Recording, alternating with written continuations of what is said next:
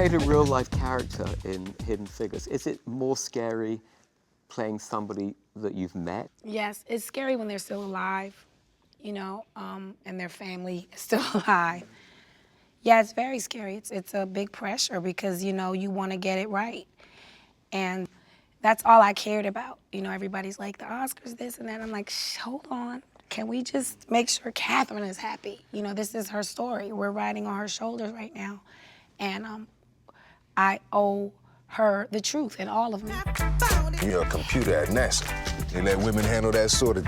Yes, it's an uphill battle. Yes, they let women do some things at NASA, Mr. Johnson. And it's not because we wear skirts. It's because we wear glasses. I think it's so important now because of the subject matter. It's really, to me, the movie is about humanity, you know, humans coming together, focusing on one goal. Your character's still alive. She's, what, 98 now? 98. What's she like in real life? She's regal. She's very clear, very sharp. Her passion for math is the passion I have for acting, and that's how I had to equate it. She would be in classes, and her professor told her one time, I am sick and tired of you asking me questions that I know you know the answers to. And she said, well, I know these 6 students around me don't know, and I want them to understand like I do.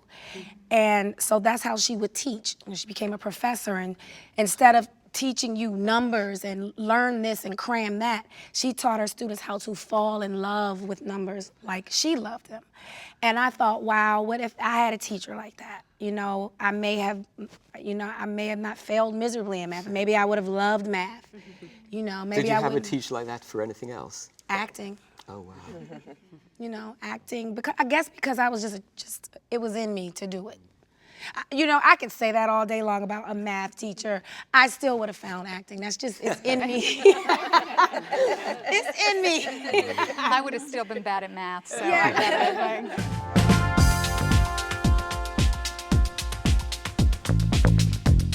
it. There's a time capsule, and you're going to put one great performance in it. Not your own, and not anybody around this table, but that you want to represent humanity in some way. Which one are you going to choose? Tom Hanks in Philadelphia. Why? Because it speaks to what's happening today in the world, and, you know, including everybody in healthcare, and yeah, it's still an epidemic. We don't have a handle on that yet. Do you think the industry's done enough for minorities? I mean, it's hard. It's always hard. You know what I mean? I have white friends, blonde hair, blue eyes, who ain't worked in 5 years. So to single out and say, I mean, you know, have we seen enough representation of African American stories? No. But has Hollywood been horrible to me? No. I've worked. Did I get paid what I deserve is the question we should be talking about.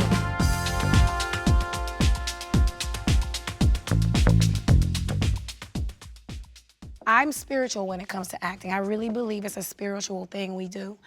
And I believe the universe will order up certain stories when the world needs it, when the people need it.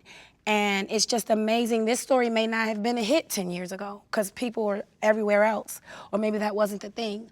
But I think that story is very important now, today, and in this specific moment in time. I've had roles be very therapeutic for me. I've had roles that was so close to my life that made me examine that part of my life. There was one part of my life where I felt like I was a victim. And I did a film and I was like, you really weren't the victim. You chose to be in that situation. And I don't know if I would have grown personally had I not played that role, because I was stuck on victim.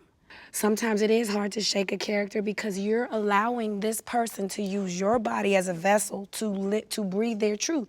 And I think acting can be very therapeutic for actors, because if you're missing it in your life, 9 times out of 10 you're gonna miss it on the page. Taraji has to deal with her hang-ups and flaws, because if I don't, it will cloud the characters. Because then I'll get the script and be like, well, she wouldn't say that. No, you wouldn't say that. It has nothing to do with you. And so I can't judge it. I can't judge it. Hi, I'm Taraji P. Henson. Thanks for watching. For more Roundtable videos, be sure to subscribe to Hollywood Reporter.